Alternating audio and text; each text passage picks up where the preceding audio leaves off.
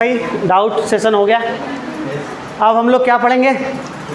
Ionic compound पढ़ लिए। मेरे हिसाब से आयनिक की सारी बातें याद हो गई। आयनिक कंपाउंड क्या होते हैं? मेटल प्लस नॉन मेटल के बीच बनता है। मेटल जनरली किसका होता है? एस ब्लॉक का। और नॉन मेटल तो जानते ही हो, हाइड्रोजन है, ऑक्सीजन है, फ्लोरीन है, क्लोरीन है, सल्फर है, नाइट्रोजन है, कार्बन है, सब क्या है? नॉन। ठीक है भाई। अच्छा, एस ब्लॉक के 3 नालायक और एक पी ब्लॉक का, ये जनरली क्या बनाते हैं? कोवैलेंट। नाम बता दो। लिथियम, बेरिलियम, मैग्नीशियम और एल्युमिनियम। इनके मैक्सिमम कंपाउंड कोवैलेंट होते हैं, लेकिन इनके कुछ कंपाउंड आयनिक होते हैं। लिथियम के 4 याद हो गया सबको? लिथियम का फ्लोराइड, लिथियम का ऑक्साइड, लिथियम का कार्बाइड और लिथियम का हाइड्राइड। हाइड्राइड को हटा दो, तो किसका? मैग्नीशियम का सेम आर्डर, एल्युमिनियम का सेम आर्डर, बट यहाँ केवल बेरिलियम का क्या होता है? केवल एक ही कंपाउंड आयनिक होता है, वो बेरिलियम का कार्बाइड। तो ये चीज़ें याद होनी चाहिए। अब आते हैं, ज़्यादा बार बार तो याद ही हो गया, इसी में करेंगे तो इसी में चला जाएगा टाइम। अब हम आते हैं किस पर? Covalent compound.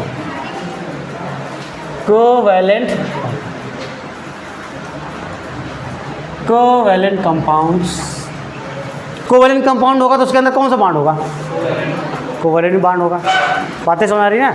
तो चाहे मैं बॉन्ड लिखूँ चाहे कोवैलेंट कंपाउंड लिखूँ, एक ही मान के चलिए आप लोग। तो अब ये बताओ, आयनिक कंपाउंड मेटल और तो कोवैलेंट कंपाउंड कैसे बनता है? Non metal plus non metal. Generally non metal और नॉन मेटल के बीच बनता है कौन? देखिए, जनरली वर्ड यूज किया हूँ, नॉन मेटल और नॉन मेटल के बीच बनता है। अब देखिए, जैसे अच्छा बनता कैसे है? जैसे हमने आयनिक पढ़ा, तो आयनिक में कितने दिन पढ़े? लगभग 3-4 लेक्चर लग गया पूरा डाउट लेकर के। वैसे इसमें भी लगभग 3 से 4 लेक्चर लगेंगे, 3 से 4 दिन लगेंगे इसको जानने में।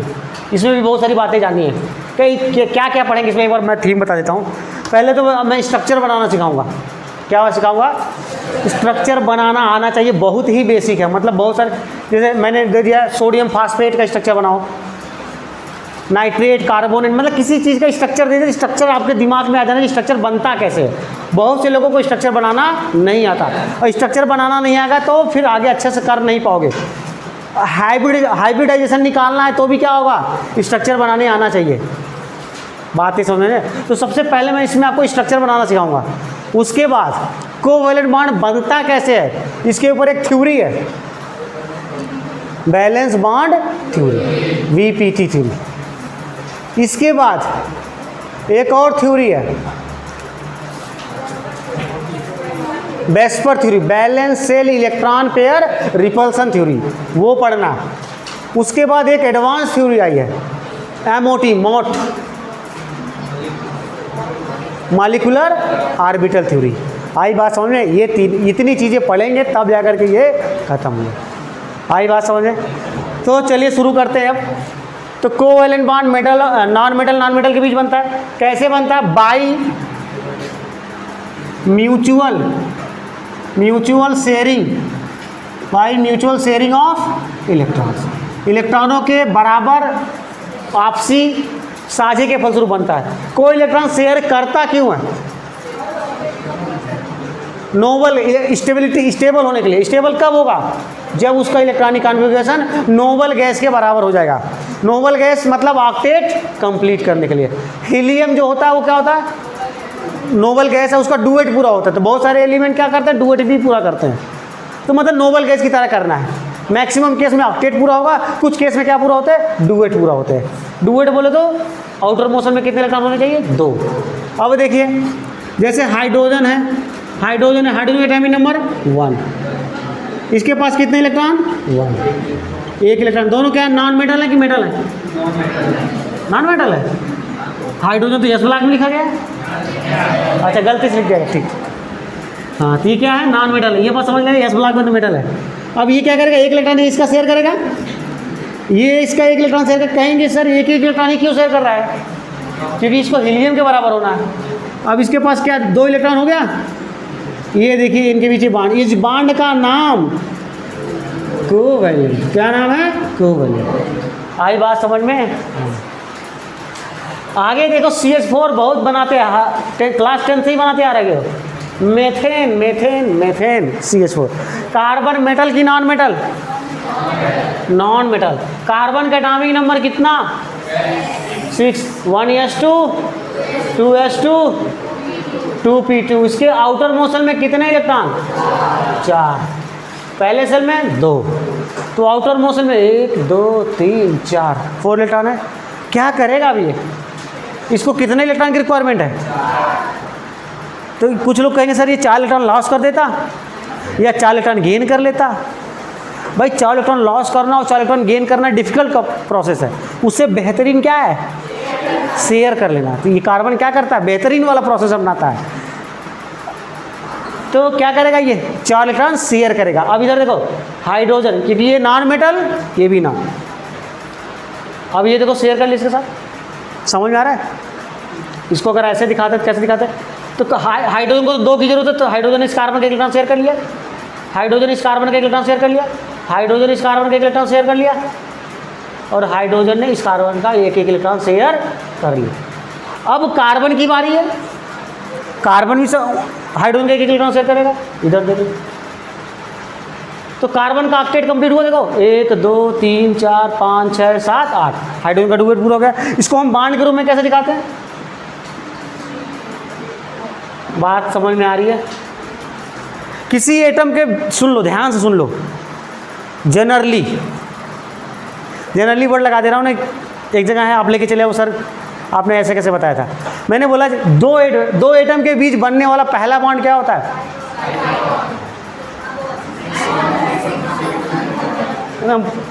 जनरली दो एटम के बीच बनने वाला पहला बॉन्ड कौन सा बॉन्ड होता है? Sigma bond. अब ये बॉन्ड कैसे बनता है सिग्मा, इसको हम बाद में डिटेल करेंगे, बीपीटी थ्योरी में करेंगे। अभी जानते रहिए बस 2 एटम के बीच बनने वाला पहला बॉन्ड क्या होता है? सिग्मा। 2 एटम के बीच बनने वाला पहला बॉन्ड सिग्मा। सिग्मा के अगर इसके अलावा और भी कोई बॉन्ड है तो क्या होगा? पाई। जैसे इधर देखो कार्बन 3 बॉन्ड बना दिया, एक हाइड्रोजन इधर, एक हाइड्रोजन इधर।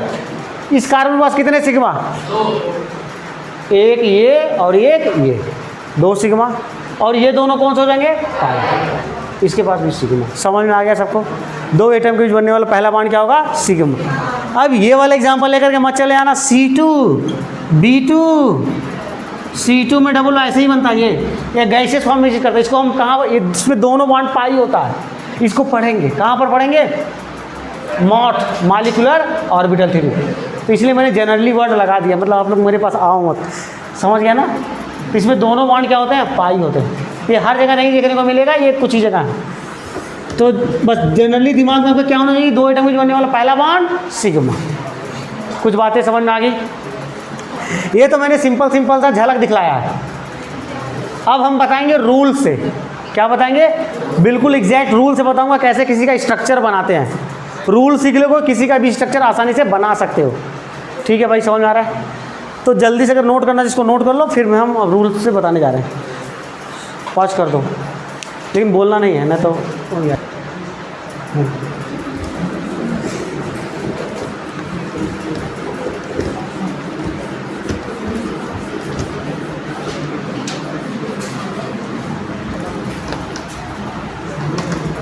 चलिए देखिए, अब हम देखेंगे स्ट्रक्चर ऑफ कोवेलेंट कंपाउंड।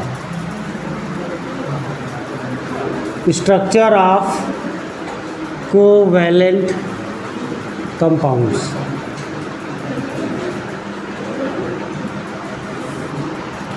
देखिए स्ट्रक्चर ऑफ कोवेलेंट कंपाउंड में ध्यान से देखिए, इसमें सबसे पहले क्या जानना होता है कि सेंट्रल एटम क्या होगा?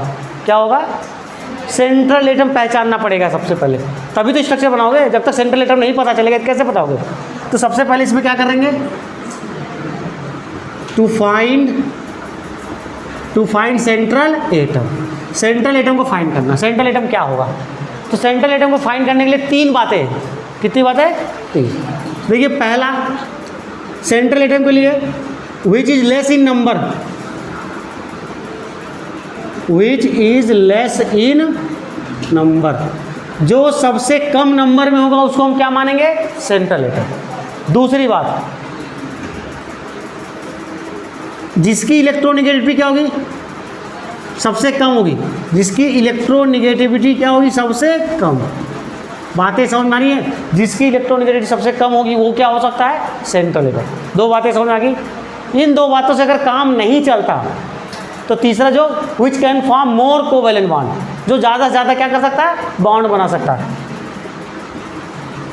Which can form more covalent, which can form more bond, ऐसा लिख लो, जो ज़्यादा से ज़्यादा बॉन्ड बना सकता है। तो तीन बातें मैंने किसके लिए बता दी, सेंट्रल। हाँ वो बता रहा हूँ ना, बता रहा हूँ। हाइड्रोजन एंड फ्लोरीन क्या हो सकता है, नेवर बी सेंट्रल एटम। आपका हाइड्रोजन और फ्लोरीन कभी भी सेंट्रल एटम नहीं हो सकता, ये एकदम याद कर लेना है। आई बात समझ में? तो सेंट्रल एटम पहचानने के लिए बात आ गई। अब आते हैं टर्मिनल एटम पर। किस पर आते हैं, देखिए दूसरा टर्मिनल एटम। टर्मिनल एटम मतलब किनारे वाला एटम। टर्मिनल एटम अगर देखिए सेंट्रल एटम से जुड़ता है तो कैसे जुड़ता है, या तो सिंगल बॉन्ड या डबल बॉन्ड या ट्रिपल बॉन्ड से जुड़ता है। मैं क्या बोल रहा हूँ, टर्मिनल एटम सेंट्रल एटम से या तो सिंगल बॉन्ड से जुड़ता है या डबल बॉन्ड से जुड़ता है या ट्रिपल बॉन्ड से जुड़ता है। यही ज़्यादातर केसों में देखने को मिलता है। अब देखिए कौन सिंगल बॉन्ड से जुड़ेगा, इधर ध्यान दो। टर्मिनल एटम जैसे आपका OH दिख रहा है, OH ग्रुप, अगर ये सेंट्रल एटम से जुड़ेगा तो कैसे जुड़ेगा, सिंगल बॉन्ड जुड़ेगा। R ग्रुप या हेलोजन जानते हो, हेलोजन बोले तो X लिख देता हूँ। X का मतलब क्या, फ्लोरीन, क्लोरीन, ब्रोमीन। ये जनरली सेंट्रल एटम से कैसे जुड़ेगा, सिंगल बॉन्ड से जुड़ेगा। R समझते हो, R का मतलब एल्काइल ग्रुप होता है, CH3 CH2 CH3 ऐसे, ये सब ये वाले ग्रुप, ये सब जनरली किससे जुड़ते हैं, सिंगल बॉन्ड से जुड़े। सारी बातें समझ में। अब इधर देख लीजिए डबल, जैसे अगर डायरेक्ट ऑक्सीजन को आपको सेंट्रल एटम से जोड़ना है तो डबल बॉन्ड से। ऑक्सीजन कैसे जुड़ता है सेंट्रल एटम से, डबल बॉन्ड से। सल्फर डायरेक्ट किससे जुड़ता है, सेंट्रल एटम से, डबल बॉन्ड से। नाइट्रोजन किससे जुड़ता है, समझ में आ रही बातें ना, ये बस जनरल सी कुछ बातें हैं। अब आते हैं इसके बाद इधर ध्यान दीजिएगा। तीसरी बात स्ट्रक्चर ऑफ, देखिए तीसरा दिख रहा है पूरे इधर, स्ट्रक्चर ऑफ आयंस। आयंस का अगर स्ट्रक्चर बनाना हो, किसका बनाना हो, आयन, तो ध्यान से देखिए आयंस में क्या होंगे, आयंस दोगे। पहला क्या होगा आपका, केटायन। क्या होगा, केटायन। अच्छा आयंस का मतलब दो, एक क्या होगा, केटायन। केटायन का मतलब जिसके ऊपर कौन सा चार्ज होगा, पॉजिटिव, केटायन होगा। और दूसरा क्या होगा, एनायन। केटायन का मतलब कौन सा चार्ज, पॉजिटिव चार्ज। अब ध्यान से सुनिएगा, पॉजिटिव चार्ज अगर है तो पॉजिटिव चार्ज कहाँ दोगे, central atom. Positive charge provided on central atom, मतलब प्लस चार्ज। अगर जैसे आपने देखोगे NH4 प्लस है ना, ये ऐसा लिखा होगा, ये ऐसे, ये जो प्लस लिखा है लिखने का मतलब पूरे कंपाउंड के ऊपर प्लस है, बट एक्चुअल में स्ट्रक्चर पर अगर बनाना होगा तो कहाँ दोगे इसको, नाइट्रोजन। सेंट्रल एटम कौन होगा, नाइट्रोजन को। अभी बना के दिखाता हूँ, पहले बात समझ में आ रही है। अगर मान लीजिए इसका स्ट्रक्चर आपको बनाना हो तो जो कंपाउंड के ऊपर प्लस चार्ज इसको कहाँ एज्यूम करोगे आप, सेंट्रल। बातें समझ में आ रही है। अब ध्यान दीजिएगा, एनायन। एनायन का मतलब क्या, नेगेटिव चार्ज। कौन सा चार्ज, नेगेटिव। अब नेगेटिव चार्ज ध्यान दीजिएगा, नेगेटिव चार्ज अगर सुन लो ध्यान से, नेगेटिव चार्ज है और ऑक्सीजन है। मैंने क्या लिखा, if negative charge and oxygen are present then negative charge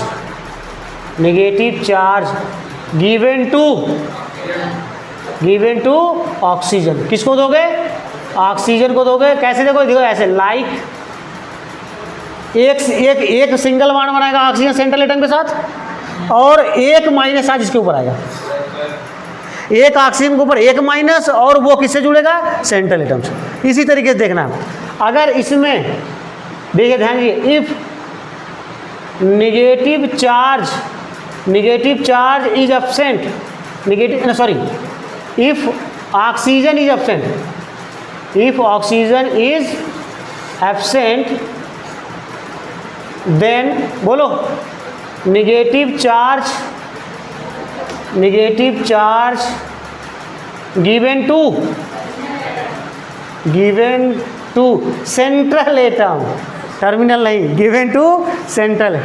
अब ऐसे रूल बना लो ना, सबसे बढ़िया रूल क्या है, चाहे निगेटिव चार्ज हो चाहे पॉजिटिव चार्ज, देना कहाँ है? Central atom.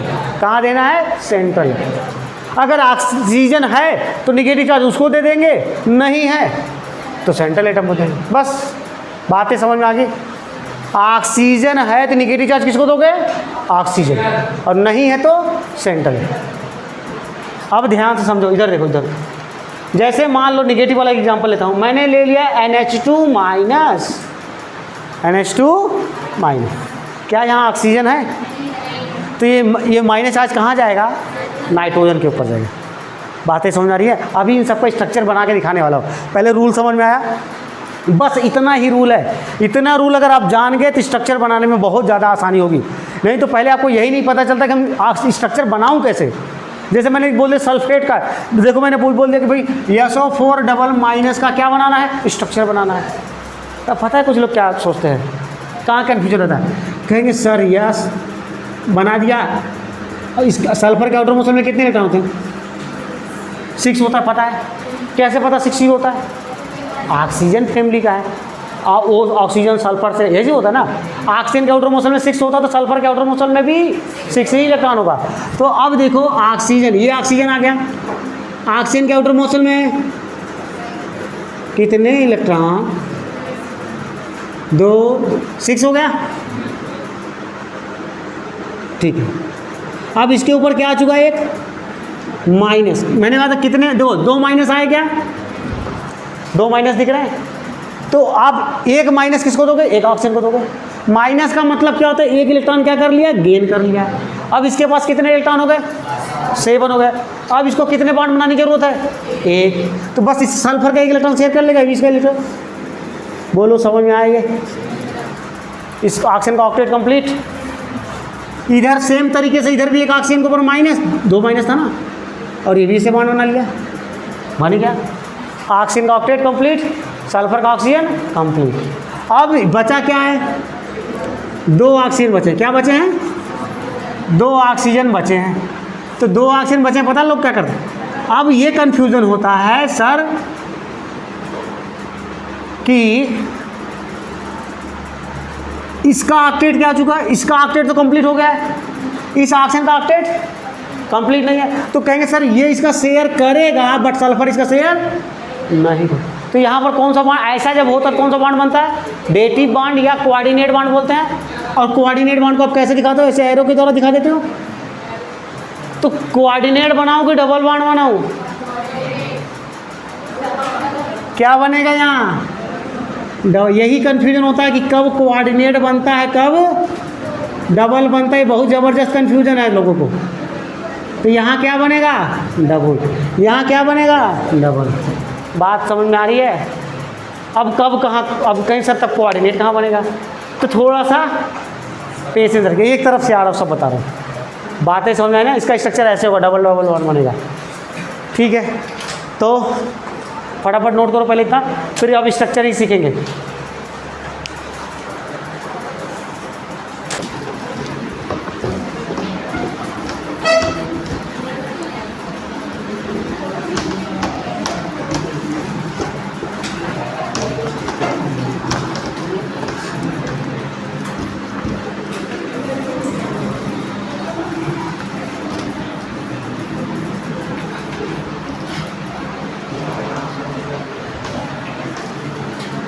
देखिए कुछ कंपाउंड का स्ट्रक्चर बनाना देखते हैं। तो CH4 तो देख ही लिए। चलिए H2O, NH3, अभी सिंपल सिंपल ले रहे हैं। CO2 NH4 plus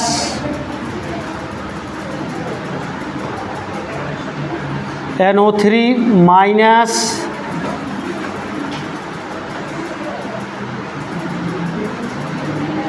NO3 minus और 6 है आपका। चलो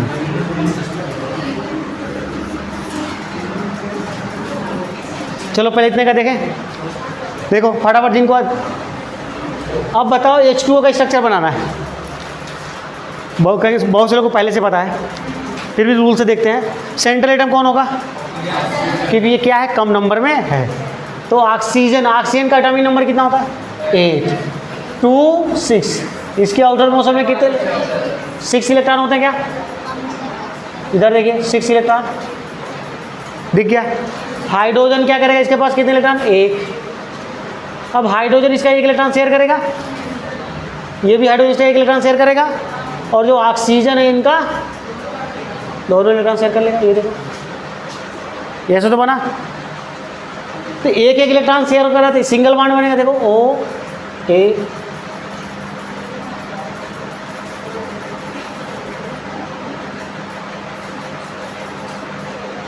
दिख रहा है ये। अब मुझे बता दो ये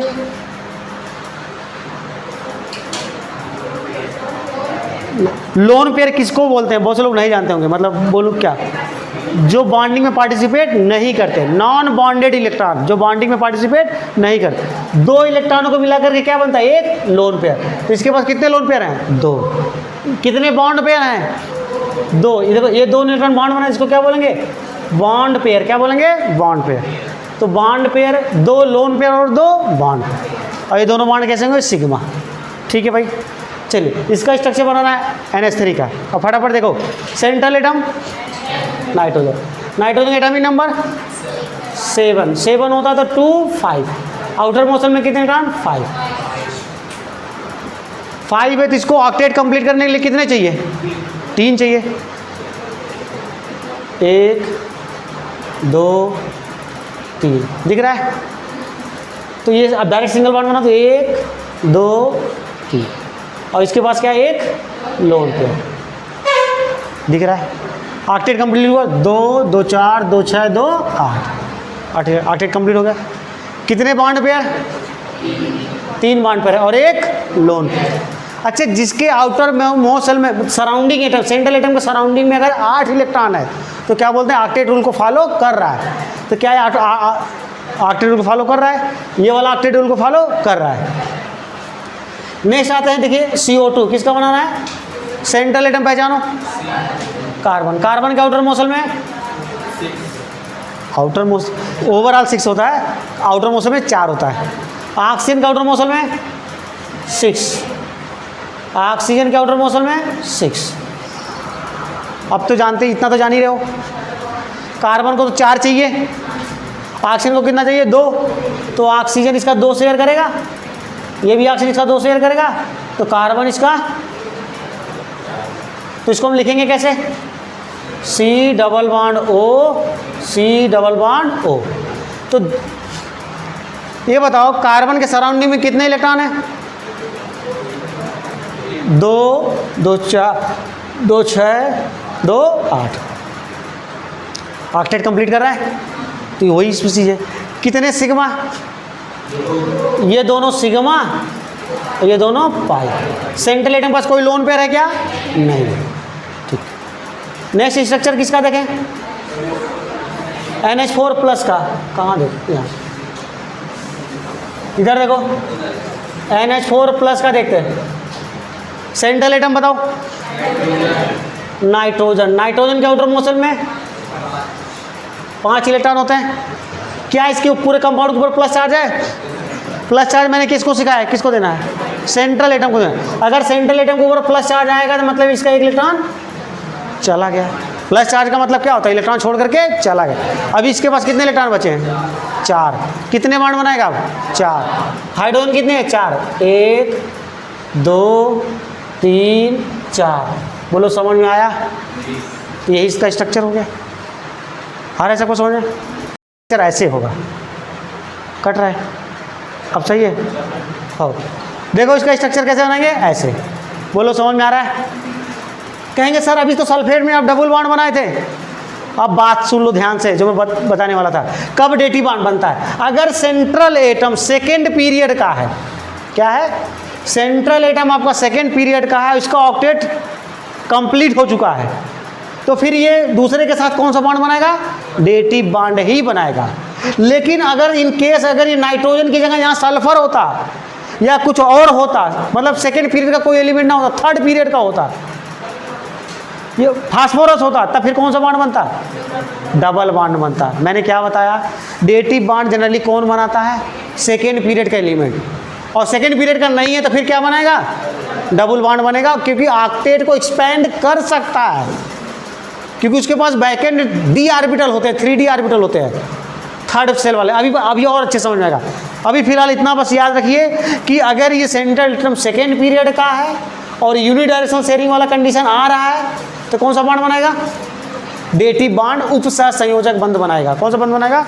कोऑर्डिनेट बॉन्ड बनाएगा। इसको बोलते हैं कौन सा? कोऑर्डिनेट बॉन्ड, या इसको बोलते हैं क्या? Dative bond.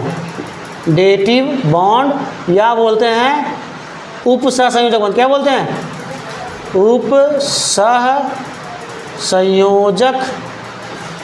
उपसहसंयोजक बंध। ठीक है ना भाई? अभी थोड़ी देर में और अच्छे से क्लियर होगा ये बातें। अभी इतना समझ में आया सबको? और कौन है? हो गया। थोड़ा सा इधर कुछ और 2-4 एग्जाम्पल और देख लेते हैं। सल्फेट को फिर से देखते हैं। इधर देखो, सल्फेट SO4 डबल माइनस का स्ट्रक्चर बनाना है, तो सेंट्रल एटम बताओ। Sulphur.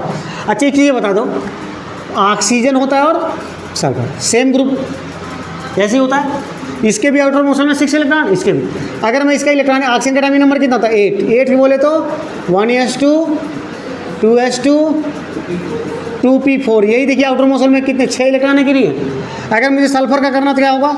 1s2 2s2 2s2 2p6 3s2 3p4। यही होगा ना? देखिए आउटर मोशन में 6 इलेक्ट्रॉन है, यहाँ 3d0 भी होगा, क्योंकि अगर थर्ड सेल आ गया है तो थर्ड डी भी वहाँ से स्टार्ट होता है, डी सब सेल भी मिलता है। डी सब सेल के अंदर डी के 5 ऑर्बिटल होते हैं, मतलब ये ऑर्बिटल खाली रहेगा भले, लेकिन एम्प्टी ऑर्बिटल रहेगा। तो इसलिए ऑक्टेट से ज़्यादा इलेक्ट्रॉन इसके पास हो सकता है, ऑक्टेट को एक्सपेंड कर सकता है। क्यों कर सकता है? तो केवल सल्फर ही नहीं, इसके ऑक्सीजन के नीचे वाले जितने भी हैं ना, मतलब सेकेंड पीरियड को छोड़ दीजिए, थर्ड पीरियड के जितने भी हैं ना, या उसके नीचे वाले सभी ऑक्टेट को एक्सपेंड कर सकते हैं। आ रही बातें समझ में? चलिए इधर देखिए, अगर अब इसका सल्फर का अगर स्ट्रक्चर बनाना है SO4 का, तो देखो कैसे बनाएंगे। इसके पास 2 2 4 2 6 कितने ऑक्सीजन है? 4। एक ऑक्सीजन एक माइनस, एक तो ऐसे बना लेगा, एक माइनस, कोई डाउट नहीं यहाँ तक। अब बताओ 2 ऑक्सीजन बचा है, इसके पास कितने इलेक्ट्रॉन है? 6। इसके पास भी कितने हैं? 6। अब बताओ यहाँ डेटिव बॉन्ड बनाओ कि डबल बॉन्ड बनाओ? क्यों? क्योंकि सल्फर कौन सा पीरियड का है? Third period. अब यहाँ पर कौन सा बॉन्ड बनेगा? Double bond. बोलो समझ में आया? तो अब यहाँ डेटिव बॉन्ड नहीं बनाना। क्लियर हुआ? ऐसे एक और स्ट्रक्चर देखते हैं, PO phosphate ion, PO4 3 minus. Phosphate ion का स्ट्रक्चर समझो ना, कहें तेरे को बोल रहा हूँ। क्यों? लिखने के चक्कर में पढ़ा, हम समझाने के चक्कर में पढ़े हैं, लिखने के चक्कर में नहीं पढ़ने का, समझने, बस केवल समझो पहले, बाद में लिखने के लिए टाइम देता हूँ ना। चलो इधर देखो, फास्फेट। अब ये बताओ फास्फोरस कहाँ देखने को मिलता है? नाना पाटेकर जानते हो? नाना पाटेकर सब भिखारी। नाइट्रोजन का एटॉमिक नंबर कितना होता है? बोले तो 1s2 2s2, या इसको ऐसे जानो, मतलब 2 5। आउटर मोशन में 5 है, इसके भी आउटर मोशन में 5 होगा। अच्छा इसका देखो अभी क्या था? 1s2 2s2 2p3, यही होगा ना? क्या 2pd होता है? नहीं होता, डी तो आता ही नहीं। लेकिन इसका देखो क्या होगा, इसका 15 होता है, 1s2 2s2 2p कितना 6 3s2 3p कितना 3 एंड 3d 0 होगा कि नहीं होगा? वैकेंट डी ऑर्बिटल है कि नहीं है?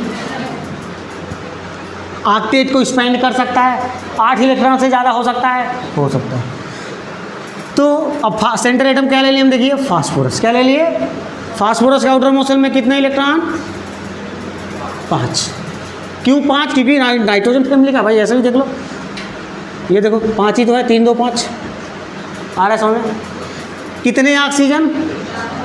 तो 3 माइनस और 4 ऑक्सीजन। तो पहले 1 oxygen 1 minus, 1 oxygen 1 minus, 1 oxygen 1 minus, दे दिया। अब 1 ऑक्सीजन बचा, इसके साथ क्या बनाएगा? डबल बॉन्ड बनाएगा, कोऑर्डिनेट बॉन्ड बनाएगा। बोलो समझ में आया? अब जरा बताओ, ये कंपाउंड क्या ऑक्टेट रूल को फॉलो कर रहा है? नहीं। सेंट्रल एटम या सल्फर के सराउंडिंग में कितने इलेक्ट्रॉन है? 2 2 4 2 6 2 8 2 10 2 12। बोलो 12 इलेक्ट्रॉन है कि नहीं? तो इसके सराउंडिंग में 12 इलेक्ट्रॉन। तो ये कंपाउंड कौन सा कहलाएगा? Hypervalent. क्या कहलाएगा? Hypervalent. Hypervalent compound. पूछता है भाई कि हाइपर वैलेंट कौन है, हाइपो वैलेंट कौन है, कौन ऑक्टेट का रूल फॉलो। अच्छा, हाइपो वैलेंट क्या होगा? जिनका ऑक्टेट कंप्लीट नहीं होगा। अभी बताता हूँ। ये भी बता दो, इसके आउटर मोशन में कितने इलेक्ट्रॉन है, सॉरी बैलेंस सराउंडिंग में कितने इलेक्ट्रॉन है? अरे 2 2 4 2 6 2 8 2 10 10 इलेक्ट्रॉन है। तो ये भी कंपाउंड कैसा? हाइपो की हाइपर? हाइपर। समझ में आ गया सबको? एक कम वाला ले लूँ बस।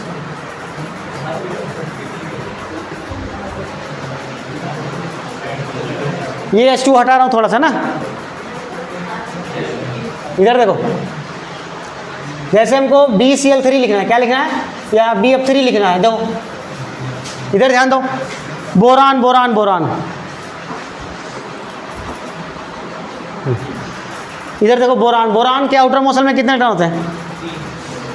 बोरान का एटॉमिक नंबर होता है 5। बोले तो 1s2 2s2 2p1। Outer motion में कितने इलेक्ट्रॉन? 3। तो ये रहा 3 electron. Fluorine fluorine fluorine, fluorine के आउटर मोशन में 7 होता है। कितना होता है? 7। ये देखो, तो ऑक्टेट कंप्लीट करने के लिए फ्लोरीन को कितना चाहिए? 1। और इसको कितना चाहिए? मतलब एक इलेक्ट्रॉन सिंगल बॉन्ड बनाएगा इसके साथ। ये देखो 3 बॉन्ड बनाएगा, नहीं बनाया? एक्चुअल में कैसे बॉन्ड बनाता है? ये ऑर्बिटल को ओवरलैपिंग से बनाता है। इसको मैं दिखाऊंगा आपको वीपीटी थ्योरी में। बस अभी फिलहाल इतना जानिए आप लोग। तो इसके सराउंडिंग में कितने इलेक्ट्रॉन है? इसके सराउंडिंग में कितने इलेक्ट्रॉन? 6 है कि नहीं है? तो क्या ऑक्टेट कंप्लीट है? ऑक्टेट। तो इस कंपाउंड को क्या नाम देंगे? Hypovalent compound. बोलो समझ में आ गया? तो कंपाउंड हाइपर वैलेंट हो सकता है, हाइपो वैलेंट हो सकता है, और ऑक्टेट रूल को फॉलो करने वाला। कुछ समझ में आ गया? तो आज यहीं तक रहने देते हैं। अभी स्ट्रक्चर बनाना और सिखाऊंगा ना, कुछ कॉम्प्लिकेटेड स्ट्रक्चर बताऊंगा। अच्छा वो ठीक। और अगर मेहनत पसंद आ रही हो तो चैनल को ज़रूर लाइक कीजिए, सब्सक्राइब कीजिए और शेयर करना बिल्कुल मत भूलिए। चलिए ठीक है, थैंक यू।